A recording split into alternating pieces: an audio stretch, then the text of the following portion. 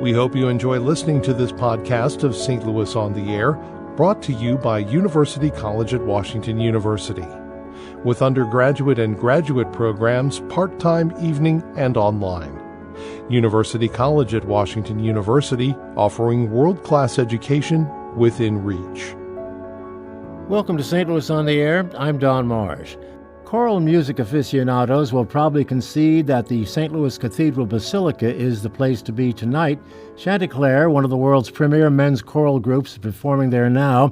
It's in its 40th year. The Grammy Award-winning ensemble performs tonight at 8 o'clock. And joining me in studio are Jared Pagenkopf. He's the countertenor and assistant music director in his fourth season with the organization. Brian Hinman is the ensemble's road manager. He's been a part of the group for some 13 years now. Gentlemen, thanks so much for being with us. Thanks for having us. You've been around for a long time. Is there a better place, Brian, a better place to perform than the Cathedral Basilica in St. Louis? Well, I think being here in St. Louis, the answer is no. No, there are many beautiful acoustics in the world that we have sung in, but the cathedral really is at the top of the list for sure in beauty and in acoustic. It's marvelous. Jared, you've performed there before then. I have, just about 2 years ago. Really.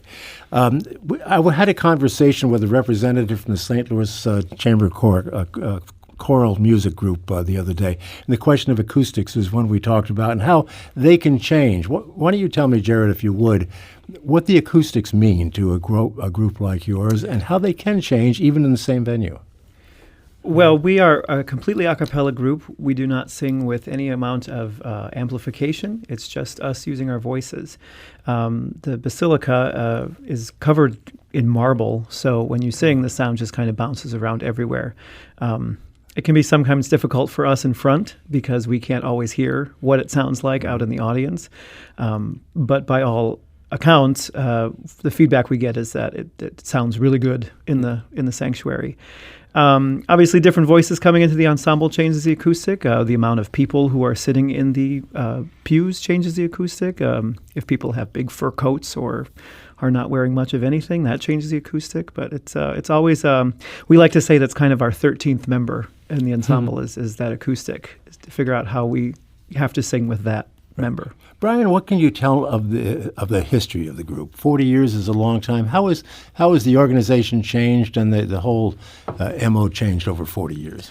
Well, the organization began with our founder, Louis Botto, studying early music back in the late 70s. At that time, much of the Renaissance choral music that people were singing were doing so in mixed voice groups with men and women. He learned in his studies that, of course, most of that music written for the church was sung by all men or men and boys. And he hadn't really heard what that sounded like, and so he got together a group of his friends, many of whom were countertenors and could sing the female parts, if you will, the soprano and alto, and that's how the organization began to sing Renaissance music primarily. Throughout the 80s, that expanded to include folk songs and gospel and jazz, and over the course of 40 years, we have added commissioning to our mission. So we're getting new, prominent, as well as young and upcoming composers writing music specifically for us.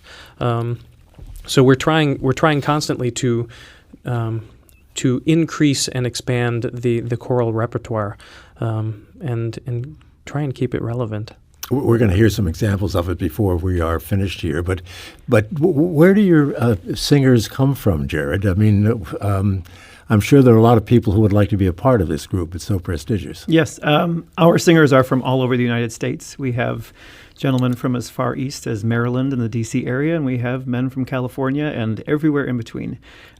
We do audition every year, and we receive between 60 and 75 audition packages, and we listen to about 10 to 12 of those guys who we think might actually have what it takes to be in the group. But it's a wide variety of men of varying ages and backgrounds. How long do they normally stay with the group? It varies. I mean, we had our bass, our very famous bass, Eric Torre, was in this group for 28 seasons. Brian has been in the group for 13 with 3 other guys, and we have some guys that have been 4, 3, 2, and we have a gentleman who's been in for 2 months. So a wide range. It must take an awful lot of time. You do a lot of touring. Brian, do you have a day job aside from this? No, certainly. This is as full-time as I can imagine. We are on the road about half of the year, off and on. And when we're at home, we're rehearsing 4 hours a day, 5 days a week together. But then we go home and we work on that music on our own. But when you add in all of those things, the traveling, the recording, educating, we go. We have education is a huge part of our mission as well. As a group, we go and work with students and choral musicians. So it's exhausting. It keeps us very busy, but it's a marvelous job. What kind of a program do you have planned for tonight? Tonight is an all-sacred program entitled "Upon This Rock." Being at the cathedral, it seems appropriate to sing all sacred music, and we'll be singing music from the Renaissance up into to some 20th century spiritual and gospel music as well. A couple of highlights, I'd say, are maybe the 2 centerpieces are a short mass by Palestrina. And a setting of four prayers by St. Francis of Assisi by Francis Poulenc. It's a men's chorus piece that is it's stunning. Right. Let's give a listen to some of what you have done and can do. And I will ask you, Jared, our first selection is going to be Salve Regina, is the way I pronounce it. I hope I'm close. Yeah. What can you tell us about that? Salve Regina, this setting is by a Mexican composer named Antonio de Salazar, and he was what we would consider a Baroque composer. He was born in 1650. He was largely famous for being at the Puebla Cathedral, which was one of the richest cathedrals in Mexico in the 17th century. And this piece was found for us by a gentleman named Craig Russell, who is a musicology professor at Cal Poly. And he basically went to the cathedral and found this manuscript in the basement somewhere, I presume, and he unearthed it, quite literally, and he put all the parts together and we sing it, and it's just a marvelous setting by a relatively unknown composer. Brian, anything in particular we should be looking for or listening for? Yeah, sure. It's did you mention it's a double choir piece, and so there are we break ourselves into 2 groups, and the way that the choirs play off of each other, and one characteristic of Renaissance music is that feeling of suspension and release, and that dissonance, and that they were very careful about how they used dissonance in the Renaissance, but he uses it to marvelous effect to really get that sort of yearning and sadness through. It's a remarkable piece of music. Let's listen to a minute or 2 of it.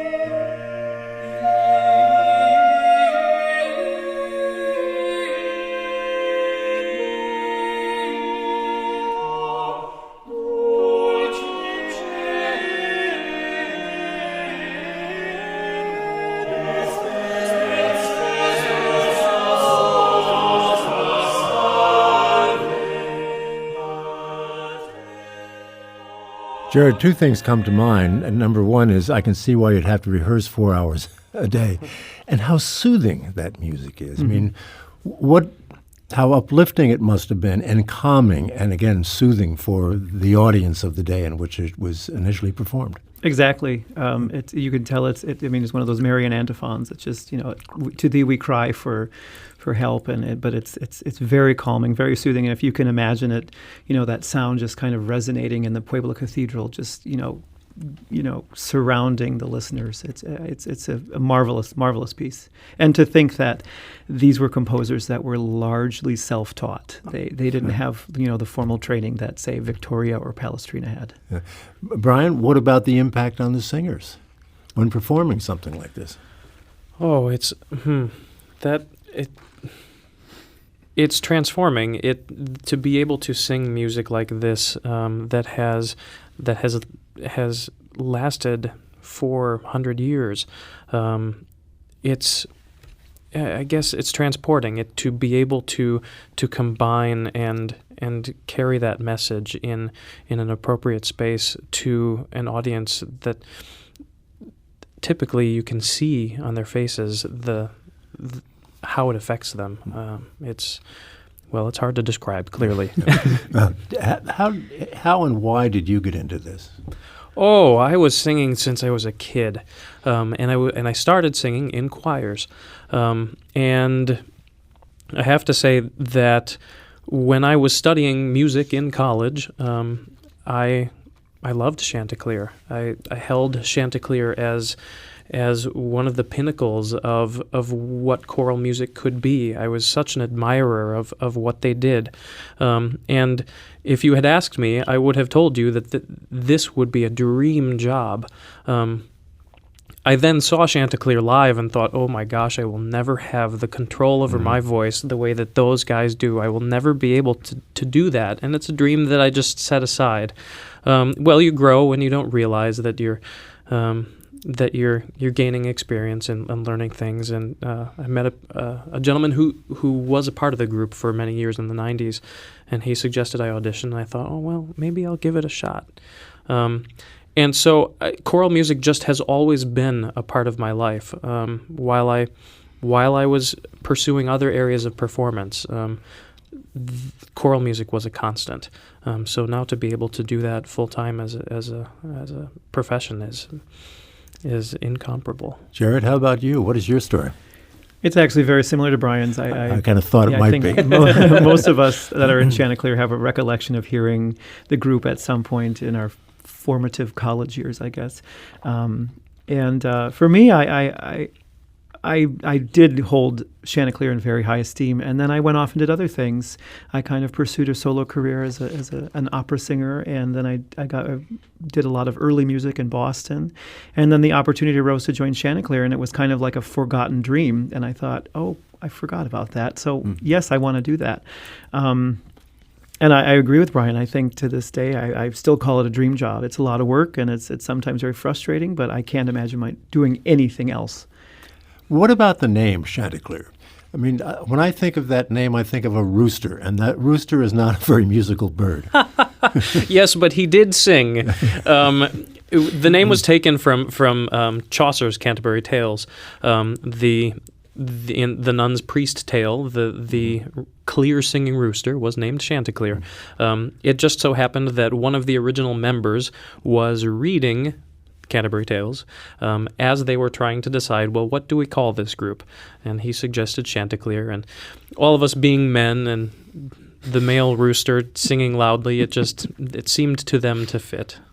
How many groups such as yours, now I know you're at a special level, are there performing in the country today? When I think of a men's chorus, I think of the Don Cossack choir, the Russians. Oh, yeah, of and course. That's a very, very powerful sound, but it's a much larger group than yours, for instance. It is.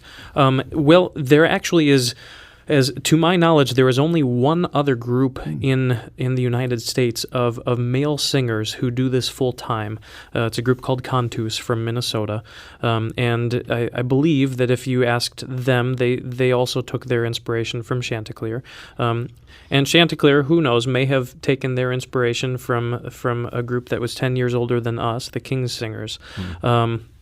But in the country, there are very few opportunities for choral music singers to be employed full-time doing this. That's the only group I can think of at the moment. Right. I want to come back to the music because we have something that is quite special, I think. We're going to play something from George Gershwin, alluding to your fact that your repertoire has changed and expanded somewhat since it all started.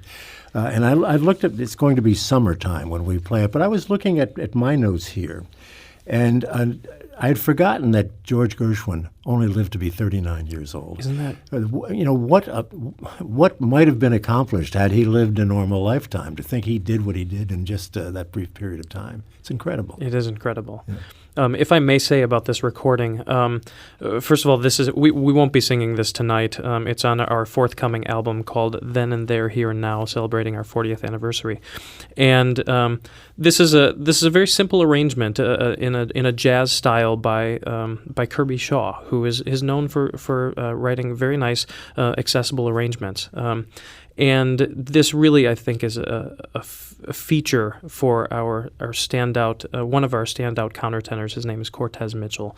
The soloist that you hear, let me just remind you, is a man. I had difficulty believing that when I heard that, but this is Summertime by George Gershwin, of course, from Porgy and Bess.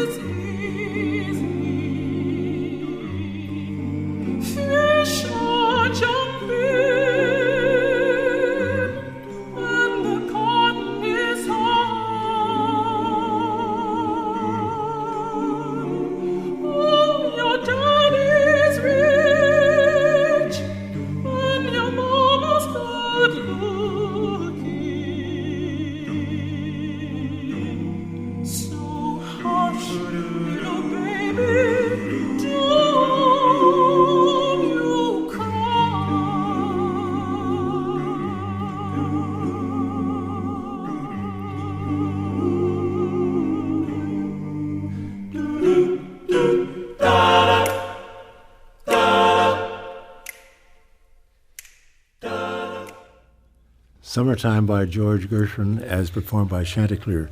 Are you going to be doing more of this sort of thing, more of the modern contemporary music, do you think, as time goes by? Or are you going to stay with your roots? I think the great thing about what we do now is that we do everything. We do typically do a lot of Renaissance music on our programs, and we kind of move ahead to contemporary. So, I mean, really, if you come to a Chanticleer concert, you are going to hear everything from our roots to what we do today. And that's part of the reason why our CD is called Then and There, Here and Now. Album, excuse me. Because it's a representation of what we did then and there and what we do now and here. So it's kind of one of the cool things we do. We're not just a Renaissance ensemble. We're not just a modern jazz ensemble. Only a few seconds left, though. But as you travel around the country, you do change the program from venue to venue, such as today you're at the Cathedral Basilica, so it's going to be more of a religious thing. That's right. And typically we do a program, as Jared suggested, that has a wide variety of things. Okay, well, it's going to be happening tonight at 8 o'clock at the Cathedral Basilica on Lindell. Chanticleer, thank you so much, gentlemen, for being with us. It's been a pleasure talking to you and listening to your music in particular. This is St. Louis on the Air on St. Louis Public Radio, 90.7 KWMU.